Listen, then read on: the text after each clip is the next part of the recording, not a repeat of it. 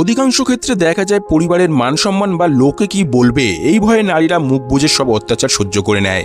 আজকের এই গল্পটি শেখায় যে অপরাধীকে আড়াল করা মানে অপরাধকে প্রশ্রয় দেওয়া। ঘরের ভেতরের অন্যায়কে ইজ্জতের দোহাই দিয়ে ধামাচাপা দিলে সমাজ আরও বিষাক্ত হয়ে ওঠে।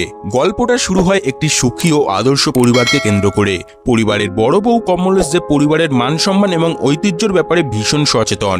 কাহিনীতে মোড় আসে যখন বাড়ির ছোট ছেলে অরুণের বিয়ের জন্য মেয়ে দেখতে যাওয়া হয়। বৌদি কমলেশের কাছে অরুণ শুধুমাত্র একজন দেওর ছিল না, সে ছিল কমলেশের ছেলের মতো। বিয়ের পর পুত্র সন্তান চেয়েও না হওয়ায় কমলেশ অরুণকেই নিজের ছেলের মতো ভালোবাসত। একদিন পাড়ার কিছু ছেলেদের সাথে অরুণের মারপিট লেগে যায়। কমলেশ তাড়াতাড়ি সেখানে গিয়ে ছেলেগুলোকে ঢোলাই দিয়ে অরুণকে বাঁচিয়ে নেয়। এই ঘটনায় শ্বশুরমশাই যখন কমলেশ ও অরুণকে বকাবকি করে তখন কমলেশ বলে, আপনিই তো বলেন সবসময় সত্যের সঙ্গ দেওয়া উচিত। শ্বশুরমশাই বলে, আগে দেখে তো নাও কে ঠিক আর কে ভুল ছিল। তখন কমলেশ জানায়, আমার অরুণ কখনো ভুল হতেই পারে না।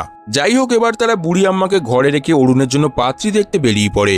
যাওয়ার সময় গাড়িতে কমলেশ তার শাশুমাকে বলে, মেয়ে যদি পুজো পাঠ করা পাত্রী হয়ে থাকে তাহলে আজই পাকা কথা সেরে ফেলবো। কিন্তু পাত্রী ছিল ইংলিশ গানে পারদর্শী। আসলে পূজা বিএ ইংলিশ অনার্স করেছে এবং বিয়ের পরও নাকি সে আরো পড়তে চায় এবং জব করতে চায়। কারোর এ ব্যাপারে আপত্তি না থাকলেও কমলেশের পূজাকে একদমই পছন্দ হয়নি। এদিকে অরুণের আবার পূজাকে ভীষণ পছন্দ হয়ে যায়, তাই সে বিয়ের জন্য বৌদিকে মানাতে থাকে। শেষমেশ অরুণের কথায় রাজি হয়ে কমলেশ পাত্রীকে হ্যাঁ করে দেয়।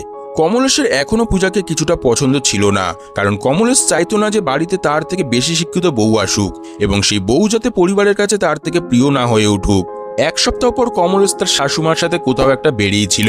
সেই সময় রাস্তায় একটি ধর্নার কারণে তাদের অটো দাঁড়িয়ে যায়। কমলেশ গিয়ে জিজ্ঞাসা করে এটা কিসের জন্য হচ্ছে। একজন জানায় LGBTQ অর্থাৎ লেসবিয়ান, গে, বাইসেক্সুয়াল এই সমস্ত মানুষদের সাপেক্ষে কথা বলা। এটা শুনে কমলেশ তাড়াতাড়ি সেখান থেকে গিয়ে তার শাশুমাকে জানায়, কিন্তু তার চোখ কপালে উঠে যায় যখন সে দেখে পূজাও এই ধর্নায় সামিল আছে। কমলেশ পূজাকে অটোতে বসে তাড়াতাড়ি পূজার বাড়িতে নিয়ে চলে আসে। কমলেশ পূজাকে একটি বন্ধ ঘরে নিয়ে গিয়ে জিজ্ঞাসা করে সে লেসবিয়ান নাকি। পূজা জানায় না, সে লেসবিয়ান নয়, সে শুধুমাত্র ধর্নায় সামিল হতে গেছিল। কমলেশের মতে মেয়েরা ঘরের কাজে রান্নাঘরে মানায়, আর বাইরে ধর্ণা দেওয়া দুনিয়ায় কোথায় কি ঘটছে এ সমস্ত ছেলেদের কাজ। কিন্তু পূজা বলে মেয়েদেরও কিছু থটস বিচার হয়।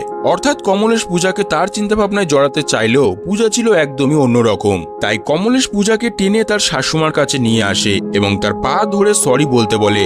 শাশুমা সাদাসিধে মানুষ ছিল, তাই সে কমলেশকে বলে ছেড়ে দিতে, এসব তামাশা যাতে সে না করে। কিন্তু কমলেশও ছিল খুবই জিদ্দি। এদিকে পূজা বলে, আমি কিছুই করিনি যখন কিসের সরি বলবো, আমি তো সরি বলবো না।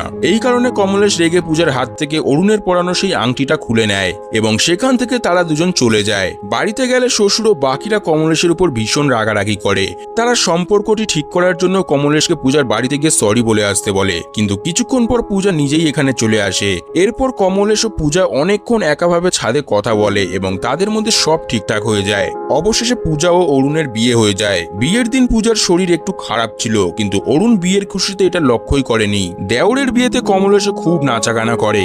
এরপর অরুণের প্রথম রাতে সে যখন পূজার কাছে আসে তখন পূজা জানায় আজ তার শরীর ভালো নেই, তাই আজকের দিনটা এসব না করলেই হয়। কিন্তু অরুণ এতটাই পাগল হয়েছিল যে সে পূজার কোনো কথা না শুনে তাকে ফোর্স করতে শুরু করে এবং পূজার ইচ্ছার বিরুদ্ধে গিয়েই তার সাথে জোর জবরদস্তি সেক্স করে।